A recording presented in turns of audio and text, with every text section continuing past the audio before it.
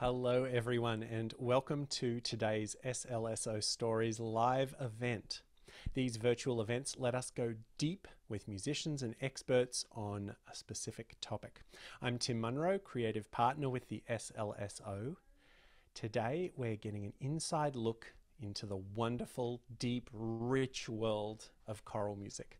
And we couldn't have two better guests here with us, Amy Kaiser and Kevin McBeth, directors of the SLSO's two resident choruses. But first, a housekeeping thing, please ask questions using the chat function at the bottom of the screen. Make sure your message is sent to both panelists and attendees so that we can all enjoy your comments and questions. It's going to be an action-packed hour, but I'm for sure going to get to some questions and comments. Please do comment on any highlights that you've had of SLSO chorus or in unison chorus performances in the past. If you're a chorister, please tell us what makes Amy and Kevin special as people and musicians to work with. You can ask a question about choral music or just tell us why you love the world of choral music. I'm delighted to welcome our two guests, Amy Kaiser and Kevin McBeth. Please turn on your videos and welcome. It's lovely to see your smiling faces. We want to get to the here and now, and we want to explore sort of what your roles are. But Amy and Kevin, I want to start off by going back in time. I wonder if you can tell us, maybe we'll start with you, Kevin. What was the first time you were like, vocal music or choral music? That's a core to who I am. What's that? I love this. I started singing at a very early age. My family, tells me stories of me, at 4, 5, and 6 years old with this interest in music and interest in piano. And I even attempted to play guitar when I started years ago, but being left-handed, I gave that up pretty quickly. But I just knew, I think from an early age, that singing was going to be the thing. I sang through junior high school, elementary school, junior high school on through, and just had some wonderful experiences. So it's just always been a part of me. You mentioned instruments as being sort of part of that upbringing, but what was special about the voice for you? Do you remember something that maybe felt different about what that connection was like with the human voice? As a person that works with adult singers now, I try to keep this in mind because we can do such a service to our singers if we start them early. And I was encouraged from the very beginning. My siblings always encouraged me to sing, and my mother always wanted me to sing something, when I was around. And when family would come to visit, she would say, "Oh, Kevin, go and sing something." So I was encouraged and sort of thrust out there to do that. And I just fell in love with all kinds of music. So I was surrounded by everything growing up with my older siblings and with my younger siblings, and so singing was just an early part. Never really thought early on that I would have this as a career, but I just know that it was always an interest. Oh, I love it. Just while we're on this, there's a question in the chat right away. What voice part did you sing? Well, my I can first probably recollection. guess from your deep, rich tones that you're a bass. Well, that happens often. In fact, Amy and I, probably have joked about this more often than not. But I spent a lot of time singing tenor repertoire when I was studying privately undergrad, and my voice lessons would consist of me vocalizing, and then my voice teacher going over to grab two other voice teachers to come and listen to my voice and say, "What do you think?" And nobody could really categorize it. So I sang tenor for a long time. And my first involvement with the symphony chorus was singing in the second tenor section, starting the same year that Amy did. So sang tenor for her for a long time, and I think the voice has deepened. I think you're right. I do just as much baritone singing now as I do tenor, but started out as a tenor. Well, and it's a nice reminder that in fact all of our voices are, we don't necessarily fit into these very clear 4 categories. There's so much in between. Sure.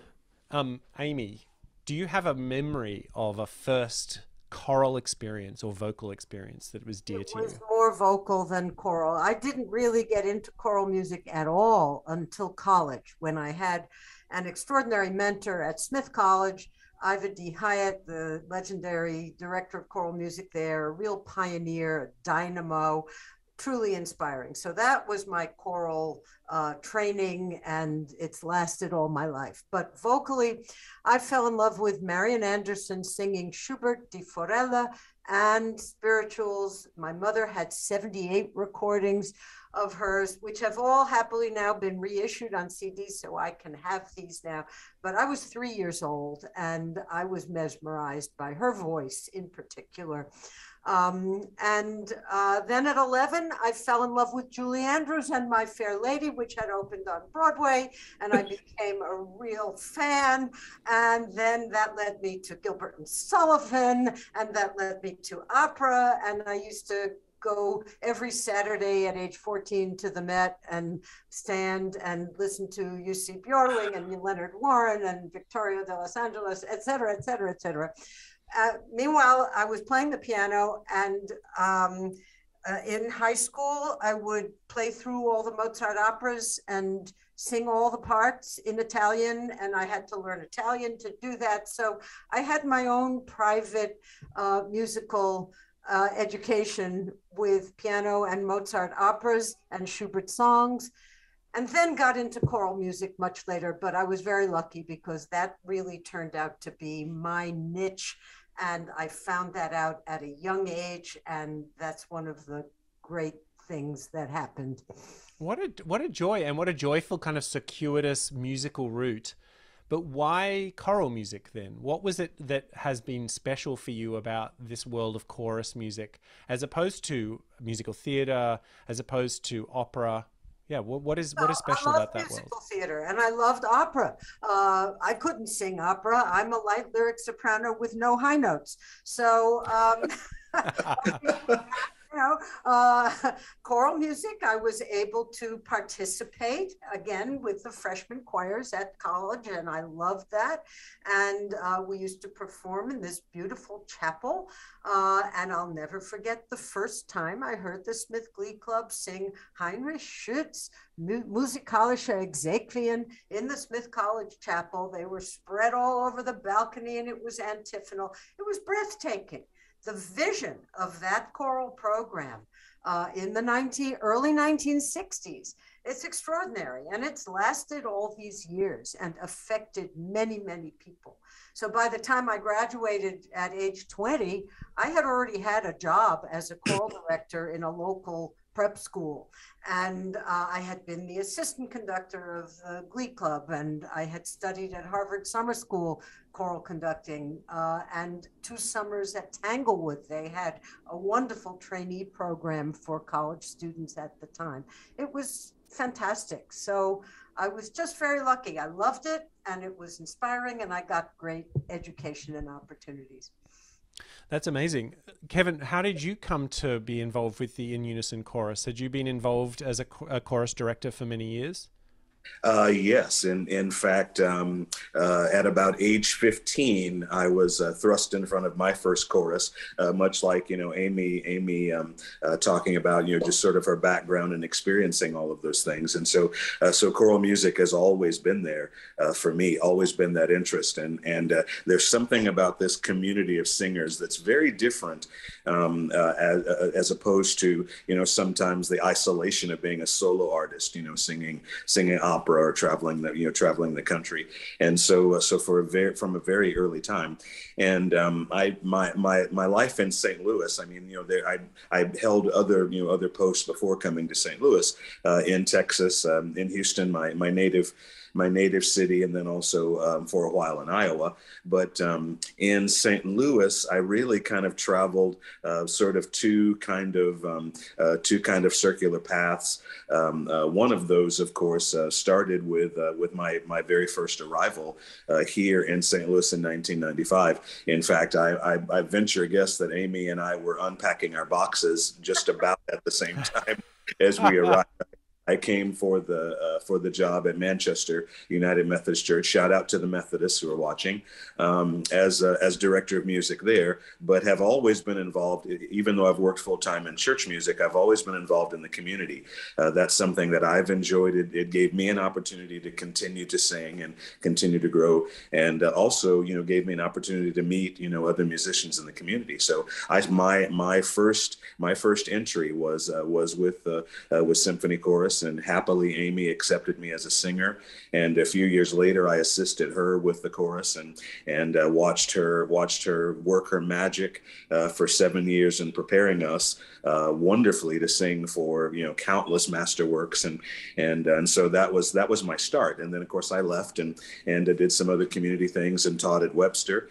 And then when Robert Ray retired, this position, came open again. And so I've really sort of come full circle. I started in 95 with SLSO, and now I'm happily back for 11 years now. So it's been a great route for me. Oh, I love it. And I love the idea of you both unpacking boxes at around the same time. You're both St. Louisans for the same similar sort of vintage. Right. So I want to transition to be talking about actually what your specific roles are with the choruses that you direct. And I'll start with this question in the chat from Maureen, that Amy, you have the ability to take a solo singer and create a choir setting where we can sing, that you don't put us in a box. You allow the singers to explore, that you meet halfway vocally, you take along for a journey. I wonder if you can talk about, Amy, what you see are sort of the central kind of parts of your role as the SLSO chorus director. I know it's a huge job with many sort of aspects to it, but what are the sort of things that stand out to you as central? The central aspect to the job is quite simple, which is to create and maintain a chorus of the highest standard of excellence that can be used as an equal partner with the St. Louis Symphony, which is, of course, a world-class orchestra. So here in St. Louis, we do our best to create a world-class chorus without advertising that. We have some paid singers. We have mostly volunteer singers. We perform on a very high professional level. We do all kinds of music with all kinds of guest conductors from all over the world. I've worked with 4 different music directors. All of that is basically the job. But what it comes down to is when you talk about creating a chorus with a sound, also the stage is small. So our stage is not as big as a lot of new theaters. It's an old theater and we have a lot of musicians on the stage, and there's only room for about 120 singers. We used to have 140. I don't know how. They must have been packed on like sardines and not been able to breathe. I have no idea how that was ever a realistic number. But that means we have to have powerful voices. We really, so I'm always looking for big voices, strong high notes, beautiful voices, but everybody can't just be a big voice singer. We also want a balance of lighter voices. And so, for instance, in the sopranos, last night, rehearsing the Mozart Requiem, there was a little section where I asked just a small number of people to sing a passage. It's what I call the angel voices, these light, ethereal sounds, and it's gorgeous, just gorgeous, magic.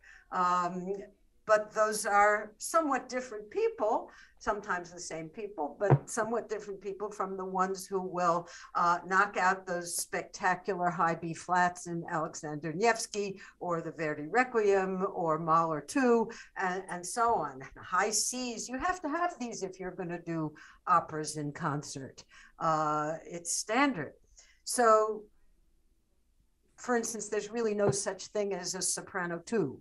All sopranos have to have high notes, They might have a high, soprano 2s might have a high B flat and a high B, but not a high C sharp. Soprano 1s are effortless in the high range. So those are my own values. And for that, except maybe for some other symphony choruses that use professional singers, Chicago, San Francisco, and so on, and very few of them do.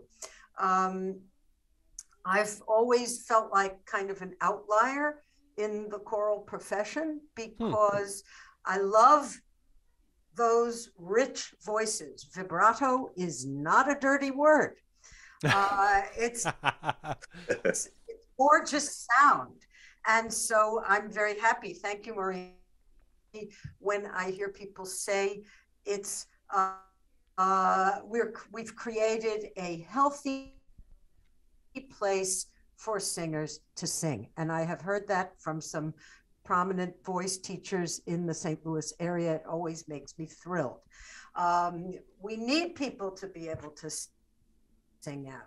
We need people with music theater background because that creates drama and theatricality, which is part of the symphonic repertoire. And our when we did in March with Stefan Deneve, there's a chorus of the street people outside of Marguerite's house, and they're ridiculing her and laughing at her for being, she's going to go to hell, basically. And so the chorus has to laugh at one point. And with effort, they let out this wicked laugh that was sinister and perfect, and Stefan adored it. And I listened to choruses of recordings of that piece with some quite distinguished choruses. They can't do that. So there is a certain theatricality, operatic style, and also that elegant early music style. We do coloratura all the time. It's a way of life in our chorus, so that at the drop of a hat, we can sing Messiah and some of the passages in the Mozart Requiem or the Mozart Mass in C minor. We can sing it fast because we don't wait 3 years and then try to work on it. We do it every week. That just gives you a little taste of. Well, I think one thing that answer gives me a taste is what an incredibly rich, like in your 27 years, that you have such an incredibly subtle, nuanced understanding of all the different competing needs from piece to piece, conductor to conductor. Yeah, and I want to come back and talk about what it's like actually to prepare for other people. But first of all, Kevin, to you, what again, sort of similar question, but like, actually, you know what's funny is when I spoke to some people in UNISON chorus, the word that kept being used again and again and again is how you foster community. And I wonder if that's a deep element in what you're doing within UNISON chorus. Is that something that, since they all talked about it, it made me think that must be central to what you think of? I've always felt and have learned from many colleagues and mentors that people tend to sing together, sing better together when they trust each other. And there's a great deal of vulnerability that has to happen in order to do all of those things. And Amy just gave us a textbook. I mean, what she just shared is that's the profile, that's the model. And I learned that, working with her, and have tried to carry that into my work with the UNISON chorus, because of the fact that these two choruses are representative of the whole. We are representative of the orchestra. And so adding on to that, this idea of community, that it takes vulnerability to be able to produce music like that, and to do it consistently on a week-to-week basis, where everybody feels an important and integral part of what goes on. Every voice counts, every voice matters, and understanding the individuality as well as the corporate work that we do. And so building that community becomes very, very important. But I would just say ditto. Everything that Amy shared is is the model of the direction that that we both are taking our choruses in as they go.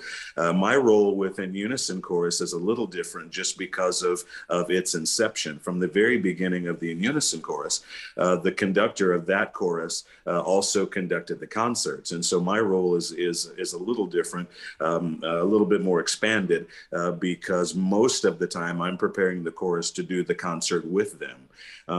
It becomes a whole different animal when you're preparing the chorus to sing for another conductor, and that takes another another very different skill set to have them prepared to react to the nuances of conducting gesture from other people. And so that's why for one of the reasons I when I'm teaching conducting or seminars or things like that, this idea of a universal conducting gesture, conducting technique is so important, because of the fact that our singers will work with a myriad of conductors, and they have to be ready to react at whatever's happening and understand what's going on the podium. So, but having that great opportunity to then conduct the concerts that I prepare for is a blessing of this particular job, and it's just been this way. The previous founding director of In Unison, Robert Ray, would often share the podium with the music director. In the early days, he conducted many concerts right along with Hans Vonk. And that continued on with David Robertson, and continues on now in my time with Stefan Denev. And so having that opportunity to share the podium, but it's a different requirement of the job that I have to lead them in rehearsal as well as lead them in performance. One thing you said about like that sense of trying to have singers trust you so that they can be vulnerable. Are there things that you do in rehearsal to sort of work on that sort of thing, or things that you think of that maybe things that I don't know, conversations you have with the chorus or individuals? I think it's all of the above. As a conductor, I've often been questioned about my temperament. People continue to say you just hardly ever get riled up in rehearsal.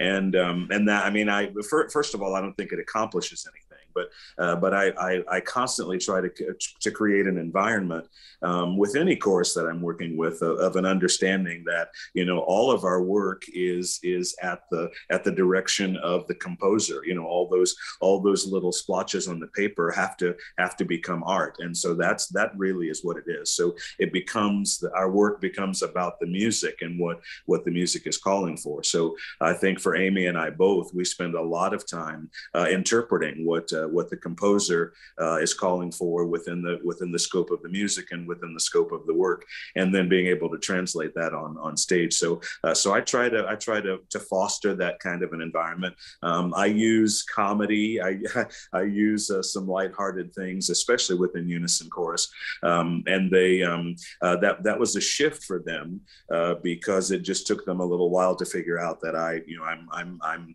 probably not totally hooked up right, but I think that's what makes me a better musician. But this understanding of using humor in rehearsal and allowing them to let some of that anxiety fall away and feel comfortable about the work that we have at hand. And singing is an exercise in trust. When you're an instrumentalist, if something goes wrong, sometimes you can blame the instrument, you can blame the horn, but with the voice, as I've said before, you are one with the instrument, and so that there has to be that feeling of ability and being able to conquer all those things that you need to conquer. Yeah, that's beautifully said. In the chat, Nikki Weiss says psychological safety really impacts every group. Allowing each person to bring their full selves to work and be totally authentic is so key to the success of the group. And Amy, in talking to 4 of your chorus members, the one thing they all said almost immediately when asked about you in rehearsal is how funny you are. They just were like, she is a laugh riot, but they were all very careful to say that it was, it felt always like it was achieving something to be able to draw them into the music, but also to disarm them so that they felt like there was a sense of trust and that vulnerability was okay. Do you want to talk a little bit about that, that sense of being in rehearsal? Well, I do think laughter is okay. And I enjoy, especially when I started here, I used to sit in on many of the St. Louis Symphony Orchestra rehearsals to absorb the atmosphere of the rehearsals, the relationship at that level. And we're not talking about we're talking about the subtleties of how to get people to do their best and play together and play at the top of their game and enjoy it, and yet still absorb new ideas in a flexible way as an ensemble, as a community, without mentioning those words, mind you. Yes, and every now and then, laughter, fantastic. At the same time, for choruses, orchestras do not deal with text. And so for the Mozart Requiem, for instance, just last night, we were rehearsing and I went back to the text always as a source of what this really all means. I have the privilege of working with very experienced singers, and singers who are, many of whom are excellent sight readers. Everybody is musically literate. Everybody can sight read. That's part of everyone's audition. So we don't teach notes, as it were, we're able to start at already a very high level. People also are extraordinarily generous about spending their own time working on their music.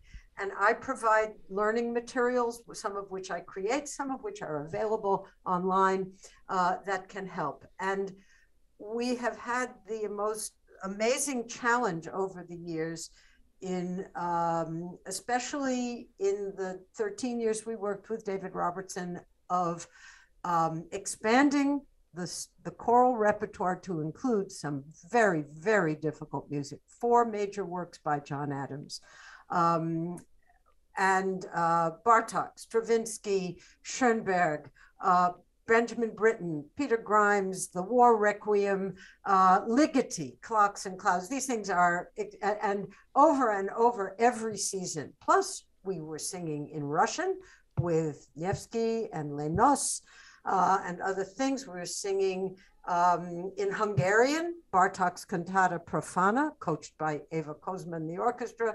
Of course, German, Italian, and French, and Hebrew. Bernstein's Kaddish Symphony with Leonard Slatkin. That was a highlight. So over the years, we have continued to raise the musical standard for the symphony chorus to the point where doing this difficult music is a challenge we just lap up, Maybe I love it. Even as you talking about it, you speak about it. I'm terribly sorry. As you speak about it, you become more animated, and it's wonderful to see that, 27 years in that job, 27 years in any job, to still retain that childlike sense of enthusiasm and wonder is really amazing to see. Well, we've been given those challenges by the St. Louis Symphony, and it has made us more of a partner with the orchestra. Last night at our rehearsal, we started with second bassoonist in the symphony, Felicia Foland, had asked me, could she come to a rehearsal? Because she's about to retire at the end of the season. And she came and expressed her gratitude on behalf of the orchestra, but for herself personally, for how much pleasure the chorus has given in all these varied concerts over the years. It was the most touching thing. And that connection between the chorus and the orchestra is absolutely a wonderful thing for our singers. Hear, That's hear. so wonderful. Hear, hear.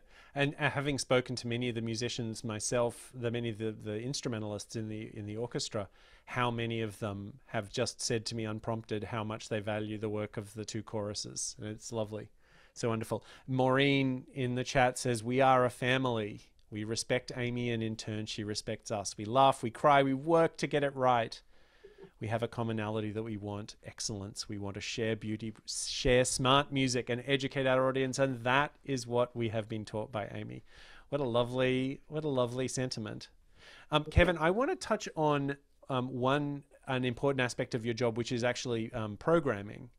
What are the things that go into making the season's program? What are the things you're trying to balance? What are the things you're trying to communicate? Take that question wherever you will. Sure. This is another one of those areas where Amy's job and my job tend to go in two different directions. Much of the repertoire that we perform with the Unison Chorus, I get to choose. I have the wonderful privilege, and I feel like I've gained the trust of the artistic department that I'm moving in the direction with the idea and the scope of what we're trying to accomplish with the chorus. And so in that repertoire, I again try to choose music that will speak to who we are, will speak to our audiences, the people who frequent the concerts of the Unison Chorus at Gospel Christmas, at the Black History concert, they are bought into what we're trying to accomplish. And so many people, I'm sure the people who come to hear the symphony chorus, are repeat customers, as we say. They've been listening to these choruses for years. They when it comes time to choose those concerts on the series, they're always there for those and are always looking for that. So I try to program with the audience in mind. It is very often that I try to help the chorus experience something new, because there's so many new, wonderful young composers and arrangers that I encounter, and that I've had a chance even to work directly with. And so bringing those new voices, much like you heard with the new material that Symphony Chorus sings, bringing those new voices to the Unison Chorus, but also really maintaining our history, capturing the rich heritage of spirituals and gospel music, and kind of expanding the profile of what I call now gospel symphonic music. So wonderful gospel music now that's being created with orchestras in mind, because of the model that we have in St. Louis. There are lots of other orchestras now who routinely have gospel Christmas concerts and Black History concerts, and so as those things sort of permeate the orchestral world, more music becomes available to us. So it's sort of the supply and demand. So Atlanta has a similar program, and Chicago has a similar program, and I have a friend in Michigan who's trying to start a chorus just like in Unison to begin singing there. And so with all of these choruses now joining in this kind of a profile, it raises the awareness and also brings some new music to the forefront. So I'm really lucky in choosing that programming, and then trying to again work in some thematic moments that will tie everything together. So it isn't just a matter of I like this piece, I like this piece, I like this piece, and so I choose those. But here's an example, sort of tipping my hand for what people will see with the Black History program. But Capathia Jenkins, who's coming to us, wonderful Broadway singer and actress, tribute artist who's done tribute concerts all over the world. We have a wonderful little segment where we'll open with Everybody Rejoice from The Wiz, Brand New Day, and then from there she'll sing Home, which is Dorothy's big number from The Wiz, and then right after that she's going to sing Somewhere Over the Rainbow from The Wizard of Oz. And so just that little moment of pulling all of those things together and understanding how The Wizard of Oz was obviously the blueprint for The Wiz, but how all of these things are connected is just so that's just a wonderful opportunity that I get to do in crafting a program that comes together for people. And I love the sense that the In Unison Chorus is a beacon in some ways. Do you have a sense of community with other directors of groups that have either come out of the idea of In Unison or are sort of brother organizations? It's happening more and more. We have a unique and wonderful privilege with SLSO, that we are part of the SLSO family. When I was in Indianapolis, for instance, and conducting their Black History program, they brought in a church and community chorus that wasn't connected with the orchestra at all, but had sung these concerts, for years and years with that orchestra. And so we have a great privilege of Powell Hall being our home and us being connected there. So in that way, we're sort of different in that there aren't a lot of resident choruses that do the kind of, they have the profile that we have and do the kind of music that we have. But even so, I'm getting a great opportunity again to connect with some of my colleagues who are starting programs or who happen to have community choruses that are singing with their resident orchestras, and so we try to communicate that way and share repertoire, share ideas, share guest artists and people who have been successful in other areas, and so that continues to happen, and those opportunities continue to come forward. So that's an exciting part. Oh, I love that. Natalie in the chat says, I like that we preserve and focus on Negro spirituals. We must continue to uplift this beautiful music. And Natalie says, I love the twinkle in Kevin's eye as we explore a newly young artist. Amy, there's a couple of questions in the chat about how you go about preparing the chorus for week after week different directors.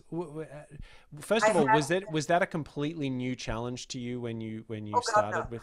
No, I've been doing this kind of work in different forms with different ages, different kinds of singers for 53 years. Colleges, I started out in academia, then moved to New York City and was doing all kinds of chorus, orchestral music, opera, and so on. So along the way, of course, I also prepared choruses for the New York Philharmonic, Ravinia Festival, mostly Mozart Festival, et cetera, New Jersey Symphony, all the New York area things. But I was conducting on my own in many hundreds of concerts where, as Kevin said, I had the pleasure of creating those programs, and it was a pleasure for 25 years, and I'm actually happy to put that pleasure away for a while.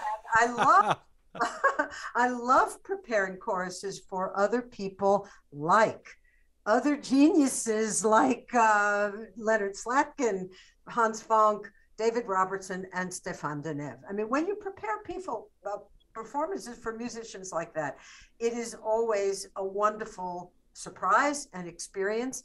And what I try to do is kind of read their minds a little bit without bothering them. Hi, what should I do? What's your tempo for this movement of the Brahms? No, I try not to bother them. And rarely, occasionally with the music director, we'll sit down and talk about something and prepare it. Yes, that's a lovely thing to do. But for instance, Dmitri Sinkovsky is coming to conduct the Mozart Requiem. We have never met. It will be his debut. I have really no idea what he's going to do. And it's a big piece, and I'm making my best guesses as to what he might like. And yet the chorus knows the piece well. Many of them have sung it 5 and 6 times, or at least once. And we are joyfully rediscovering this piece now. Perfect piece to start after nearly 2 years off. And he will have, as all the conductors do, one piano rehearsal with the chorus and our wonderful accompanist, Gail Hentz. And they will have 3 hours to, if he wants to change all the tempi, he can do that, but he won't. And if he wants to take a retard here, they know when to look for that. And people expect that. So, but this is something that your choristers, when I spoke to them, commented on, which is that you prepare them to be flexible. But absolutely. That's how on earth do you do that? Well, What? I will try things in different ways. Okay, when you repeat things in a rehearsal, which of course you have to do, you don't repeat it the same way. So I'll do this one transition into from one movement to another, and first I'll do it in tempo, and then another time I won't tell them I'm going to change it. I'll just change it up. If they mess up, well, then they'll learn. Mm-hmm. uh, don't do that. Look. Mark the score, little eyeglasses, and that's part of the job, just as with the orchestra. Nobody has to tell them to look up with their peripheral vision. No, right. And it shows, it strikes me, I have a toddler at the moment, and he learns by failing. He learns by falling. And so giving lots of different opportunities, places for him to walk, things for him to do physically, he learns to be sort of physically flexible in that way. It sounds like it's a similar sort of approach. Well, for us, I think of flexibility as failing upwards. Ooh, nice. That's one for there's one type of that is an unforgivable failure. Singers never do this. That is sing in a rest. Never sing in a rest. And if that happens, you will be gone. I saw it happen. She's not kidding. I saw it happen. So I was very near the fallout. So I know that's true. Once or twice in 27 years. Right. I mean, that's a crazy good track record, because I have played in more rests as a flute player than it always used to be a thing in Australia that you would buy a slab, what we would call a slab, where you would buy a carton of beer for the orchestra if you played in a rest. Yeah, well, Tim, you play such incredibly hard music that everybody needs to know that you're excused from playing in a rest. Well, that's very sweet. Let's do a little lightning round of some questions from the chat. The first is about dream pieces that you've never been able to perform. And I feel like, Amy, with your 50 plus years, is there anything that you can imagine that you haven't? Yes, it was last season. Oh. There were 4 pieces last season that Eric Finley and Stefan programmed partly because I had never done them. And there were 4 of them. It was Honegger, Jeanne d'Arc au Bûcher, not well known, but magnificent piece. I'm robbed of that. Poulenc Stabat Mater, I've never done. Brahms' Alto Rhapsody. It's about the only piece of Brahms I've never done. And that was scheduled and canceled. And Turandot, Puccini's opera Turandot. That would have been my grand farewell. As it was, I got an extra bonus year with Vaughan Williams' Symphony, which is fabulous. And I'm looking forward to that. That'll be only my second time with that piece. And that's a great piece we're doing with Stefan at the end of April. Nobody in New York knows that piece. It hasn't been done in New York for, ever. And we do it, and it's been done elsewhere, but that's there amazing. we are. Yeah. Kevin, what about you? Dream scenarios.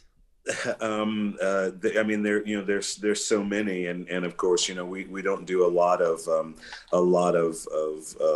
major works, but the chorus does get an opportunity to experience wonderful tastes and bits and pieces of things. And so, thinking of some larger works, a composer that I've fallen in love with, Rosephine Powell, who is just a brilliant singer and composer, has a gospel trinity that's a wonderful 3-movement work for soloist and chorus and orchestra, that is a beautiful fusion of gospel traditions, but also the classical tradition, and some wonderful some wonderful interplay with the orchestra.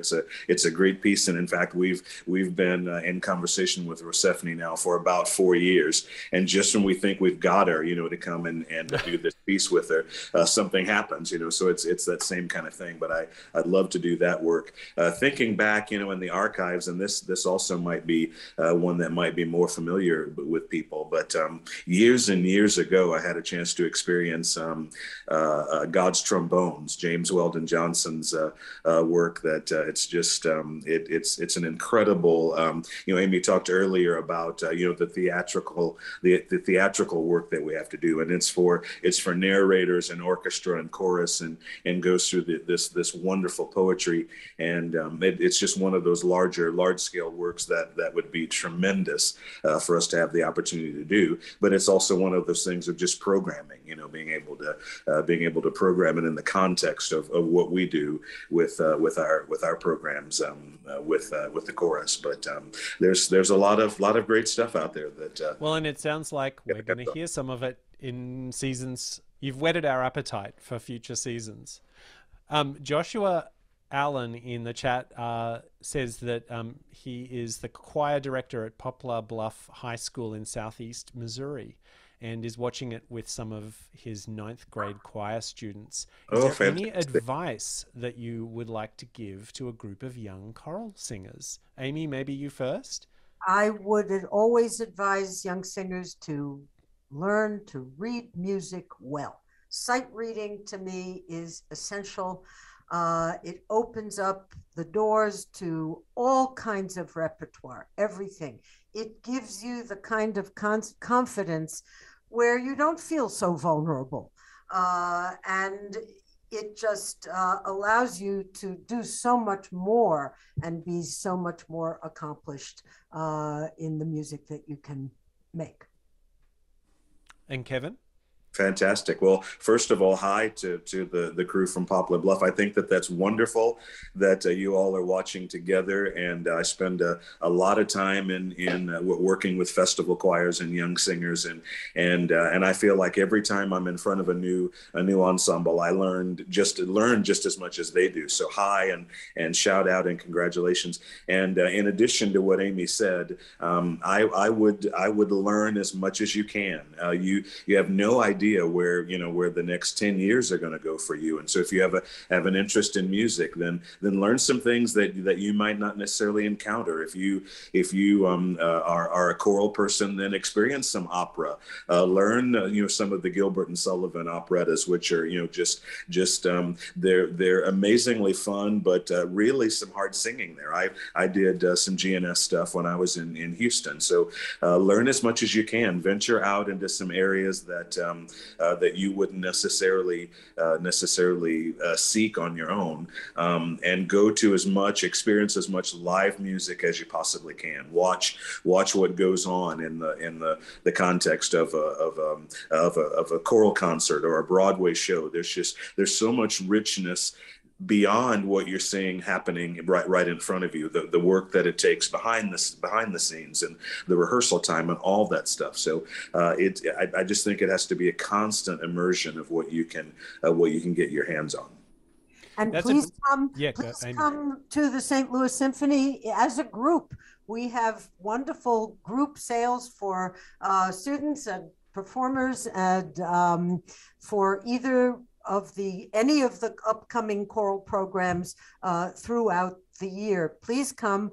If you're interested in sitting in on a dress rehearsal, contact one of us also. Absolutely. Absolutely.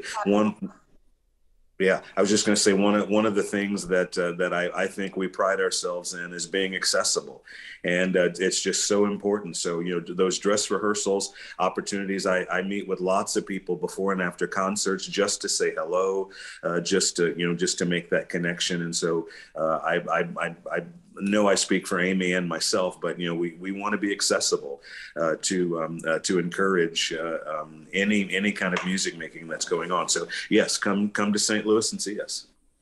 Wonderful. And perhaps someone can put maybe there's a central contact email address for the symphony that Caitlin could put in the chat. just to be able to reach out about, particularly about open rehearsals. There's some actual comments in the chat about the possibility of being able to go to rehearsals. Just as a passing, there's lots and lots of comments, Amy, about everyone being tremendously sad that you are leaving the chorus. Mary Park says, "We wish we could keep you forever, Amy. Thank you for being willing to live in the Midwest and bring our chorus up to its level of excellence." I love living in St. Louis, so I'm not going anywhere. I'll see Mary at concerts. That's wonderful. And lots of suggestions that you return as a guest chorus director. So from, don't know. Caitlin has an email address in the chat for anyone who wants to be in touch. Sorry, I'd like Amy. Someone in the chat threw out the idea of singing in a rehearsal or a group sing. Kevin, I don't know if you remember, I tried this when we first started in 1995, because in New York, there used to be these Messiah sing-alongs always with Messiah, but there were choruses in New York that in the summer would have open sings where you'd have piano and everybody would pay $3 or something, and you'd come and read through some master works with piano, meet new singers, and always see a different guest conductor. And I thought that was a great idea to do here, including college choruses, high school choruses, other adult choruses in the community, and so on. And we did try it in 1996. And of course, it was not a, this depends on expert marketing, PR, and organization and agreement in the organization that this is important and something. Anyway, it never took off. Maybe it's time to think about something like that in the future. It really is a fun thing to do, and Powell Hall is a great place to do it. So that's an open possibility. Yes, I mean, for any of you in the webinar, be in touch with your local SLSO member about something like that. I mean, just as somebody who sang in choruses as a teenager, how much that sound is still in my bones, and no matter what I did and no matter what I've done in my life, that sound, that feeling of being inside that sound will be with me forever. Yeah. A question in the chat about non-classical, non-choral inspirations for you both. And Kevin, you were mentioning this in conjunction with the ninth grade class. Are there particular things that you draw great inspiration from outside your in unison work? I grew up with a father who loved jazz, and my young junior high and high school sensibility didn't appreciate that at all, and he tried to help me experience those things, and I just thought it was stuffy, music that old people listen to, and I just continue to have a hunger for it, and so just really am enjoying not only just traditional jazz, but learning about people like Terence Blanchard and kind of experiencing where that is crossing over into opera, and I mean just some amazing things that are happening in the world of jazz. But that's a very fond love of mine, and I share with pretty great enthusiasm along with Amy the love of musical theater. Some of the most memorable experiences I have ever encountered have been sitting in a theater, just watching the story and the music unfold, and musical theater is kind of where my heart beats as well. I kind of get a longing for New York and try to get there a couple of times a year just to experience what's going on. But some just life-changing experiences for me have happened while sitting in a theater watching a Broadway show. Amy? Oh, yes, tap dancing. I was a 45-year-old beginner, and I've stuck with it, and I now take classes at Coca, and I just adore tap dancing. I'm very inspired by it. I'm even getting a little better at improv, which has never been my thing. I love playing the piano, and I'm working on becoming a third-class pianist rather than a fourth-class pianist, and hoping to play some chamber music in my retirement. But other than that, totally different. A lot of people wouldn't know that for years, I did a lot of adventure travel. I made 4 camping and rafting trips and hiking to Alaska, and have done a lot of river rafting and the Grand Canyon and Salmon River, and hiking trips in Iceland and the Galapagos and Ireland and many other places, Newfoundland. I love that kind of travel, and I've met wonderful people, and find it very inspiring and restorative. Not so much now. Right. I mean, we're all going through it. We're going through a moment. Well, talking about restorative, this hour with the two of you, both incredible, experienced, wonderful musicians, but bringing, as I was saying before, this youthful engagement and enthusiasm. And I feel lucky to spend that hour. And I know I speak for those out there in the chat and listening in, how much this has been wonderful. Amy Kaiser, Kevin McBeth, thank you so much for joining us. And I want to thank the Stewart Family Foundation and Washington University Physicians for their support of this program. And thank you for joining us and joining in with such great comments and questions. There were so many wonderful, following wonderful conversations about voice types, about other options for sing-along things and come and sing events. It's been a real joy. Just a quick note about some other SLSO goings on. And I have to put in big, bright lights a special event on March 18th called Celebrating Amy Kaiser, celebrating Amy's 27 years as chorus director. There's going to be surprise performances and ensembles. There'll be dinner. Go to slso.org/celebratingamy. And the next choral concert at Powell Hall is Lift Every Voice, Black History Month celebration on February 25th with the In Unison Chorus and Kevin McBeth. Following that, the Symphony Chorus will be back March 4th through 6th for a performance of Mozart's Requiem, and, as Amy mentioned, with Ralph Vaughan Williams' A Sea Symphony on April 30th and May 1st, which is Amy's final concert as SLSO Chorus Director. Don't miss it. We'll all be there cheering. For more information on these and other concerts, please visit slso.org and keep an eye out for our next Stories Live event on March 16th. Check your inbox in the next week for more information. Now, Amy and Kevin, let's do the Zoom thing and wave bye-bye. Thank you. Bye. Thanks. Back at you. Bye. Thank you.